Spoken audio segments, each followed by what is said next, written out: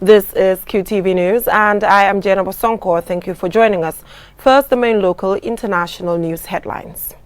President Barrow's Meet the People tour reached Fonyi, Kansala and Bintang, where residents used the opportunity to bring to light issues of concern. On the sidelines of his meetings in Fonyi, President Barrow laid the foundation stone for the construction of the mini-stadium in Buyam. And at a briefing on the signing of a significant electricity transformation contract, the NAWEC DG took the opportunity to respond to questions raised about the award of the contract. The Gambia has emerged in 6th position worldwide in sequencing positive samples of the coronavirus, achieving the highest ranking in Africa and ahead of the UK and the USA. A witness at the TRRC on Wednesday told the Commission how 1-month-old baby was arrested and detained with her at the Police Intervention Unit headquarters. In international news, as the year draws to a close, we look back on the long list of prominent Africans who passed away this year. Those were the main headlines, and now the news in detail. Do stay with us.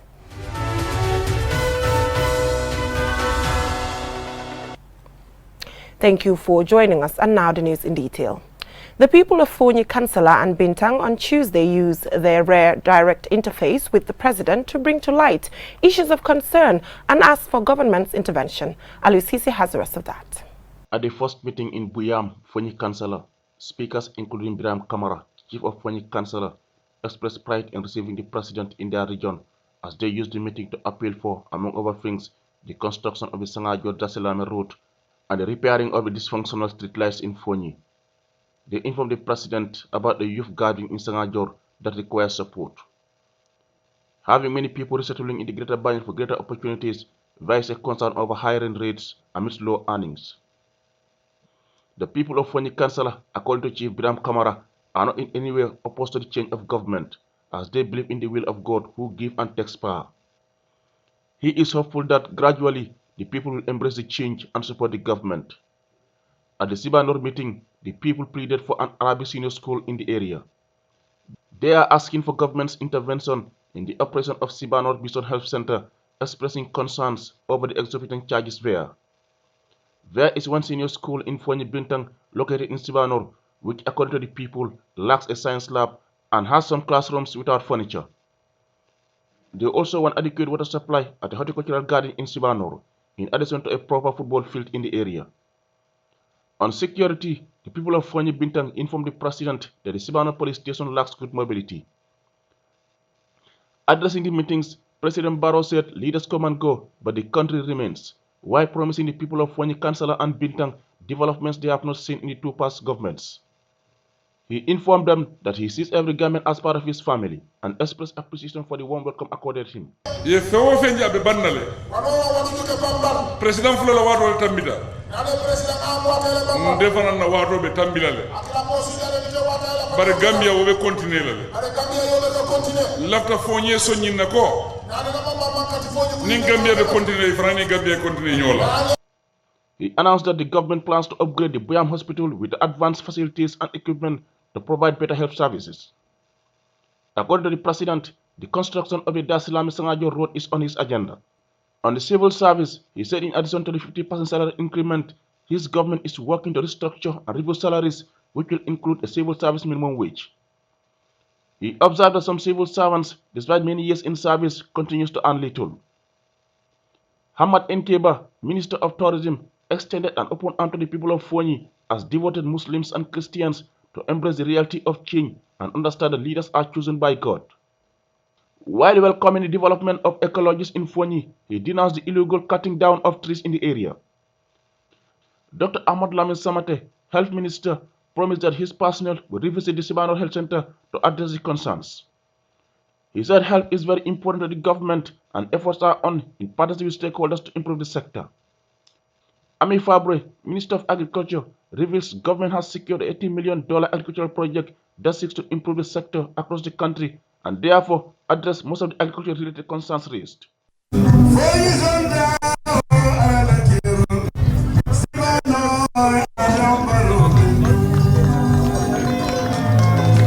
Reporting for QTV News, I am Ali Sise.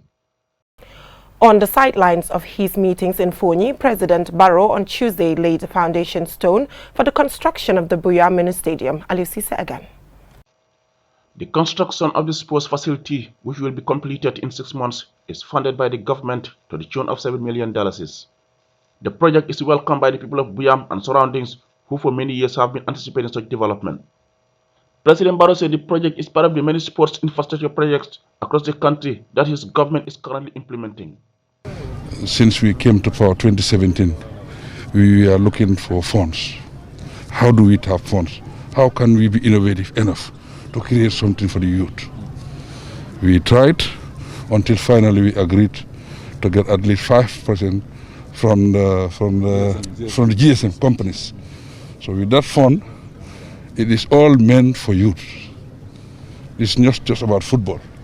It's about sports. It's about youth matters. Bakari Baji, Youth and Sports Minister, said proper infrastructure is an important element in sports development, while hoping for a successful implementation of the project. And the facilities will be improving the entire facility, putting up, increasing the fans, and they're going to put up a new borehole. And change rooms, we're going to have 2 change rooms, so 2 teams, and as well as a change room for the referee, the officials.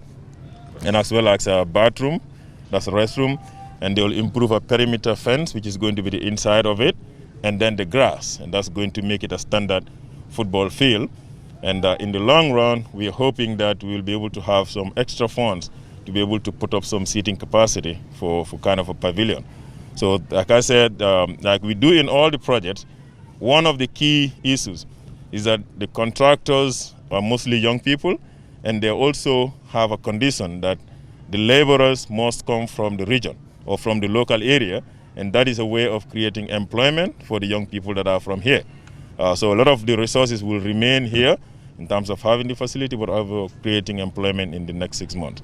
So on that note, we always remind the contractor that we expect timely delivery of the project, a project that is safe, and a project that is going to be sustainable and long-lasting for the people. But also, to the community, we expect them to take full ownership of this project, and then so once completed and handed over to them, that they take proper care of it. Buyam and Fonyi in general is known for producing stars who went on to represent the country at the highest level. They include, but not limited to, the former national under-17 twins, Saini and Sananyasi. Once completed, it is expected to inspire more talents to pursue their sporting dreams. Reporting for Qtv News, I am Aliu Sise. The National Water and Electricity Company NAWEC has signed a contract with TBEA, a Chinese power transformers manufacturing company, for transmission infrastructures in the Greater Banjul area. Addressing concerns raised, the Director General of NAWEC says the selection process was transparent. More in this report. The contract is under the project Gambia Electricity Restoration and Modernization Project, which is a $164 million project jointly financed by the World Bank, EIB and the EU, with its main objective being to dispatch variable renewable energy and improve NAWEC's operational performance. The contract signed by TBEA and NAWEC today is solely financed by the World Bank and is for Component 2 of Gambia Electricity Restoration and Modernization Project. The project will bring about the first ever 225 kilovolts high voltage transmission line in the Gambia and extend the OMVG 225 kilovolts line from Senegal via Soma through to Birkama. Even though we have enough generation capacity, we do experience some blackouts. These blackouts are mainly, most of the time, are network related. So this project and other projects that are also on the pipeline will help to improve the existing network and also upgrade, the transmission network from 33 to 225, which is almost giving us the opportunity to be at the same level as our colleagues in the sub-region. Because you have seen that the OMVG line is coming into the Gambia from Senegal and from Guinea, coming through Soma and up to Brikama. The network there is 225 kV. But what we have in country now is 33. So with this signing ceremony today, that's going to give us an opportunity now to link our 2 load centers, which is Kotu Power Station and our Brikama Power Station. According to the Minister of Petroleum and Energy Fafa Sanyang, the Gambian government has mobilized funding through bilateral and multilateral partners to provide electricity to the whole of the country by 2025. Over $100 million has been mobilized as additional funds to extend access to all regions of the country. We have also launched a tender for a 30 megawatt generation through private sector participation, and recently signed 5 megawatts PPA, power purchase agreement, to provide 24-hour electricity supply to URR and CRR residents by the second quarter of 2021. The 20 megawatt solar plant will be built in Jambur is ongoing. These projects are all part of our 2017 roadmap implementation and NDP targets. The NAWEC DG addressed media speculation and allegations that TBEA donated $35 million to the Fatoumata Barbaro Foundation. Could this contract being awarded to the same company be a conflict of interest? The DG of NAWEC says the selection process was transparent and that incident has nothing to do with this project. This is a project that has been funded by the World Bank in the first instance. The funding came from a world body that is reputable, and as a utility, we have guidelines as procurement guidelines from the World Bank, and also our local procurement guidelines as to what process and procedures you need to follow before you select a contractor for a particular project. So everything that we did was in line with the law, and it was open and it was transparent. What relationship the company might have with the Gambia government, that has not been a consideration for us during the process, because it was on the merit of the submission of each of the bidders that they were evaluated on. All throughout the process, we have our own project implementation unit that was responsible. Studies show that across Africa, an estimated 600 million people, 2 out of 3 people in sub-Saharan Africa, do not have access to electricity. Sustainable electricity can be achieved through improved policy and increased investment to accelerate universal electrification in Africa. This deficit is also true of the Gambia, and once completed, this project should go a long way towards eradicating that statistic. We will take a short commercial break, and when we come back, we will take a look at more local and international news stories. Do stay tuned.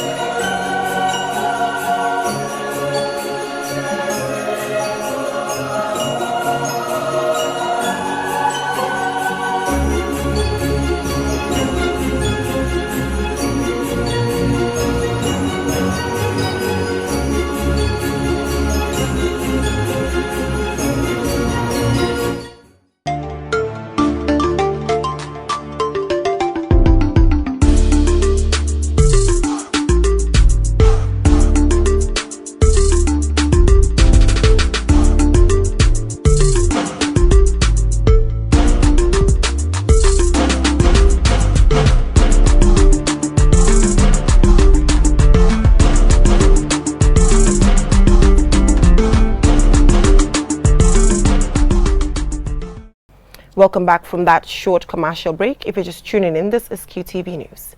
Now, a witness at the TRRC on Wednesday told the Commission her 1-month-old baby was arrested and detained with her at the Police Intervention Unit headquarters for 11 days, where she was forced to do menial tasks. Kadi Samate was arrested in Banjul while attending her husband's court hearings in 2016. Babukar C has the rest of that.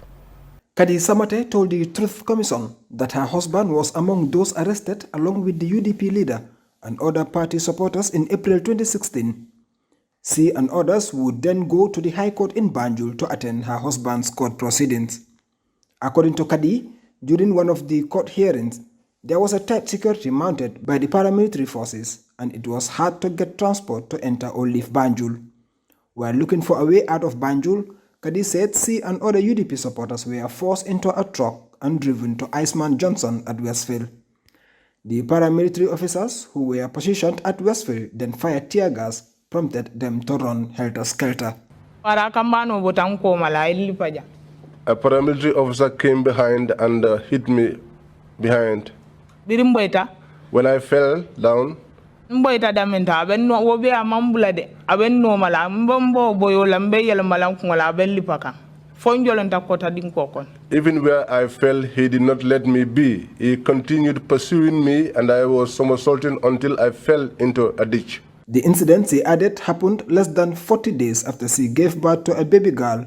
She was then arrested and thrown inside a truck by the paramilitary. It was while she was detained at the paramilitary headquarters that her baby was brought to her, but she accused the then Interior Minister Usman Sonko of ordering the arrest and detention of her 1-month-old baby.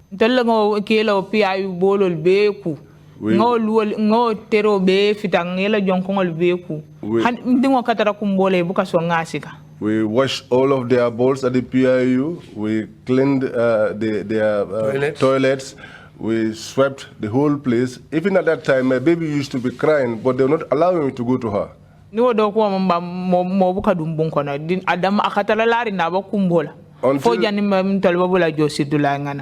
those chores are completed, nobody goes into the room. She stays there and she keeps crying. After 5 days in detention at the PIU headquarters, she and her baby were taken to Kanifing Magistrate Court. You were telling us that when they're mentioning your name and the names of your other colleagues, they also mentioned the name of the baby as well. Wairi iteni modulu ya tele mutanyola ni bali to kumandika eka baby aisha fanan to foje wale nyama. Yes. The witness said she was only granted bail when the case was transferred to the High Court after 11 days in detention. But instead of being released to go home, she was taken to the police headquarters and locked up again. Dinu baby aisha ba kumbola mo batambika aya kumboka omwe akoje dena no wala ka kumboja. We were there and the baby Aisha was crying. Someone was passing by and had a baby crying and said, "Oh, a baby is here?" I police muso mutala lorinja aka dena no ka kumboja jumale ni dena no dundija aka almamu manga bala office. The police, the female officer that the person found there said to her, "There is a baby crying here. Who locked up her in here?" And the person who was told is Almamo Manga, and he's inside his office. After her release, she continued appearing in court until the change of government in 2016, when the charges were dropped. Babu Karsi, Qtv News. A 2-day forum on National Youth Dialogue for Peaceful Campaigning and Elections in the Gambia, organized by the National Youth Council and funded by ECOWAS Mission to the Gambia, started on Tuesday. Lola M. Kamara has the rest of that. The theme of the 2-day forum is Youth as Agents of Peace and Non-Violent Elections. It aims to equip the youth to be agents of peace in preparations for the 2021 presidential elections as key players in the election cycle. At the event, Claude Kondo, ECOWAS Special Representative to the Gambia, seized the opportunity to thank National Youth Council for organizing what he calls a significant forum, adding that the country will soon enter into elections come 2021. He further stated that ECOWAS has been present in the country since March 2017 to promote various activities on national cohesion and democratic governance. He also emphasizes ECOWAS' continuous support to the Gambia. We prepare for elections next year. We need to brainstorm. Dialogue is very, very important. Dialogue is part of democracy. As we talk about democracy, democracy is defined as government of the people, by the people, and for the people. So the pivot of all what we are doing is the people. The people are very important. And that is why we don't just sit down here to think for people in the regions. You have all been invited so that you can brainstorm. Ali Umar Manjai, the chairman of the Independent Electoral Commission, highlights the important role the media plays to inform citizens so that they can decide for themselves whom to vote for. Chairman Jai appeals to the youth to get their voters' card ready and not to allow themselves to be used by anyone. The IEC, the Gambia here, we proud ourselves that from the beginning to the end of elections is done transparently. so that the winner will know that he deserves to win, and the loser will not have anybody to blame, especially the IEC. The Minister for Youth and Sport, Bakari Y. Baji, said the objective of the dialogue is to facilitate a frank and open dialogue among young people on the perceptions of the electoral processes and document their aspirations for the upcoming 2021 presidential elections. And also to provide a platform for learning and sharing of experiences among young people on the critical issues surrounding youth engagement in the country's socio-economic and political development processes. The role of young people in the successful conduct of peaceful campaigning and elections remains a key cause of concern for many Gambians, particularly the younger generation of today. And the third is that young people have both been victims and perpetrators of heinous crimes pre, during, and post-elections in most parts of the sub-region. Minister Baji says the country's political landscape is becoming more competitive as the number of political parties have increased significantly from 9 to 16. He assured the participants of his ministry's commitment to support youth-friendly dialogue. The government of the Gambia has engaged partners and has secured commitment to review the National Youth Council Act to ensure the concerns and needs of our young people is adequately addressed now and in the future. Omar Diba, the National Youth President of Citizens Alliance, and Ada Mbojang of the Kanifing Municipal Youth Committee, said the dialogue is timely and important as the country's next presidential elections are only a year away. For QTV News, Lolly M. Kamara. We will take another commercial break, and when we come back, the news continues with some more news. Do stay tuned.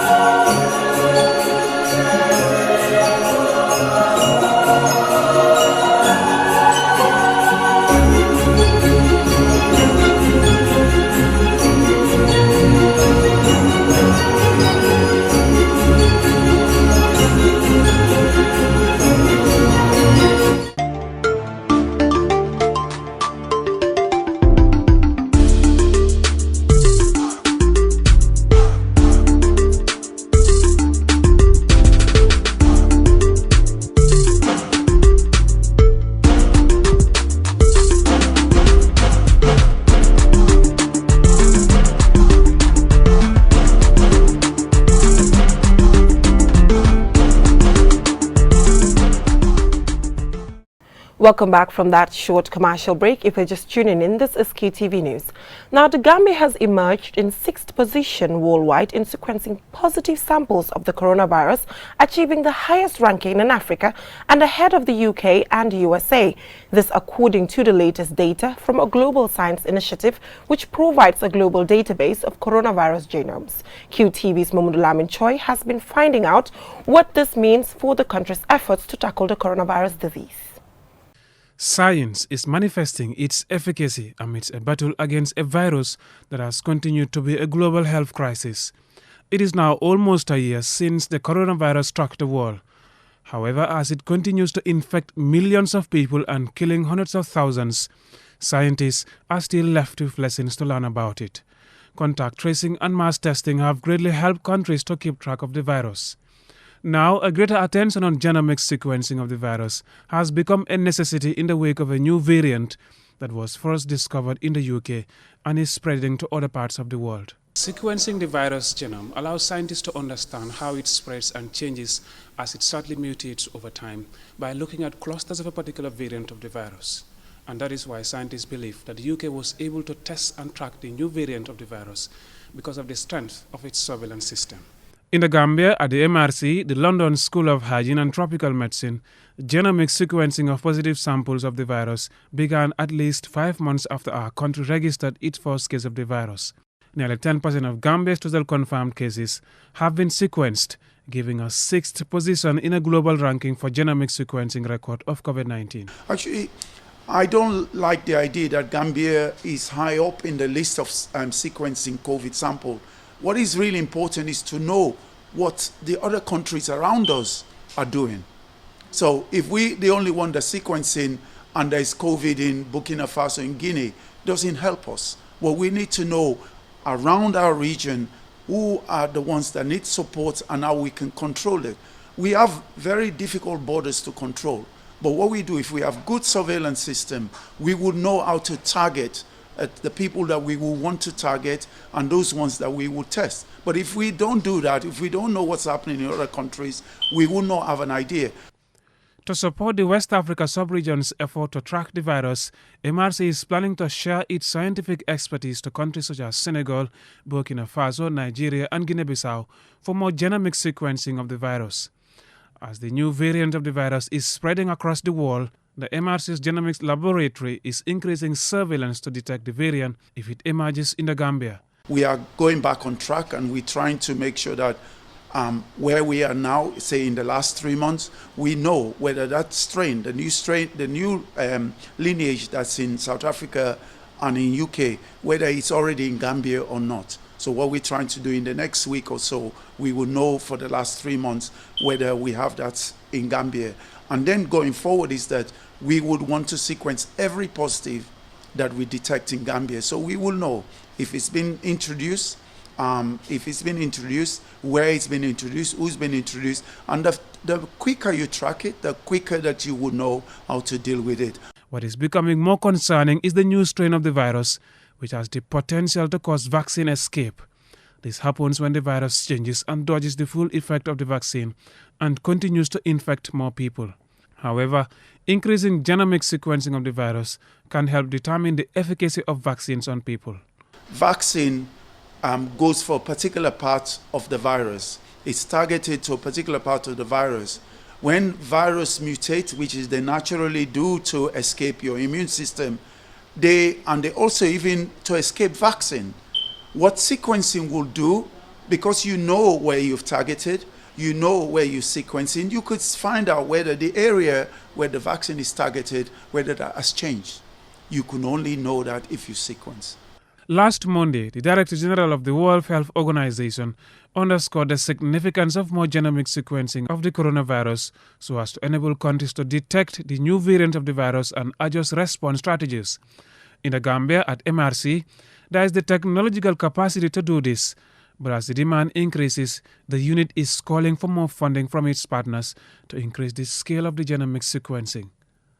Mohamed Lamin Choi, Qtv News.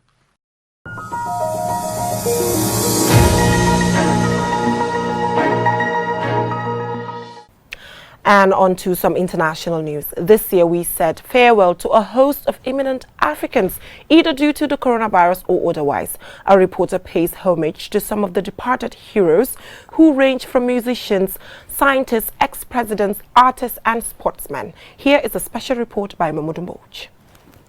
In a list compiled by Deutsche Welle, some of the departed notables were public figures such as Papa Bourba Diop, the Senegal international footballer, who died in November at 42 after a long illness, according to reports.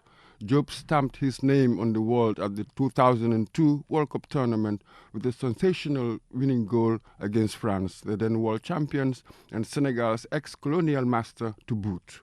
He went on to play most of his club football in England.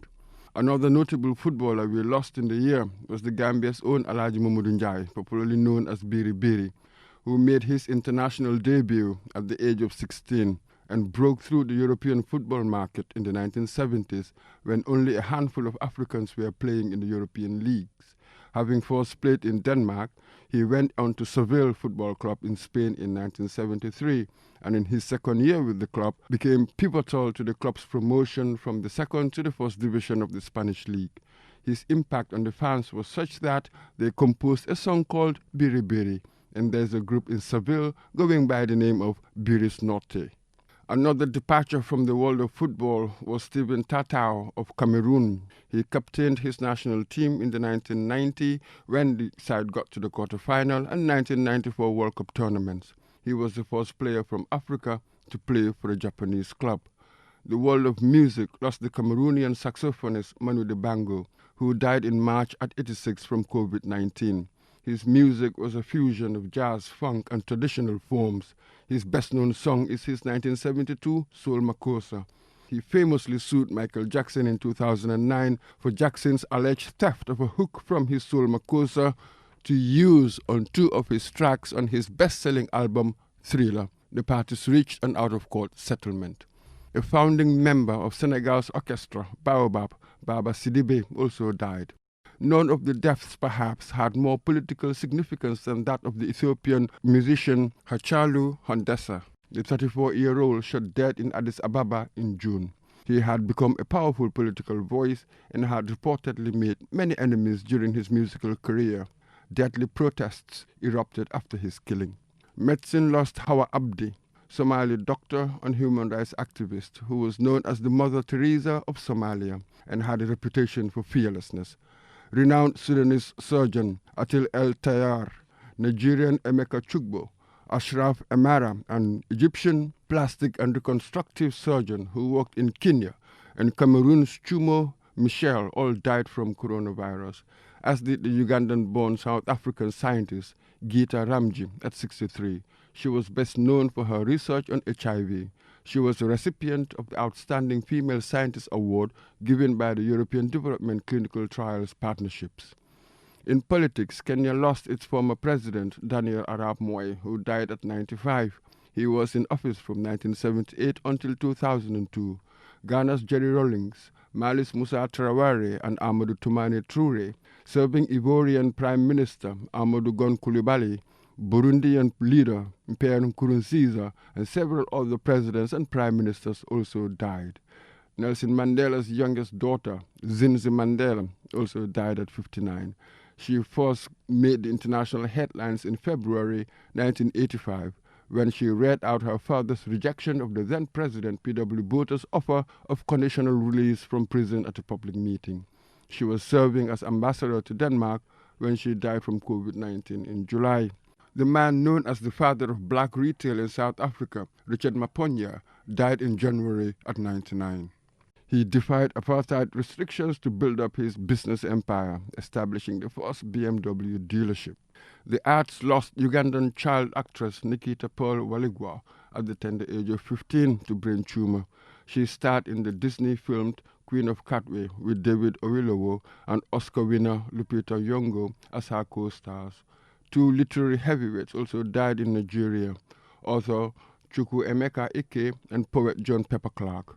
Kenya lost the Swahili author Ken Walibora. Egyptian actor Mahmoud Yassin and celebrated South African photographer Santu Mofokeng also departed. Death, of course, is the great leveler, but some people leave their footprints on the sands of time. By their examples, achievements, and creations, they inspire, guide, delight, and light our way to our own greatness. This is perhaps why the loss of public figures can seem strangely intimate. For QTV News, I am Mamadou Mbodj. Well, may their souls rest in perfect peace. Before we end this news bulletin, let's take a quick look at our main stories. President Barrow's Meet the People tour reached Fonyi, Kansala and Bintang, where residents used the opportunity to bring to light issues of concern. On the sidelines of his meetings in Fonyi, President Barrow laid the foundation stone to construct a mini stadium in Buyam. And at a briefing on the signing of a significant electricity transmission contract, the NAWEC DG took the opportunity to respond to questions raised about the award of the contract. The Gambia has emerged in 6th position worldwide in sequencing positive samples of the coronavirus, achieving highest ranking in Africa and ahead of the UK and the US. A witness at the TRRC on Wednesday told the commission how a 1-month-old baby was arrested and detained with her at the Police Intervention Unit headquarters. In international news, as the year draws a close, we looked back on the long list of prominent Africans who passed away this year. Well, that is all we have for you in this edition of QTV News. Do join us tomorrow, same time for more news. Thanks for watching.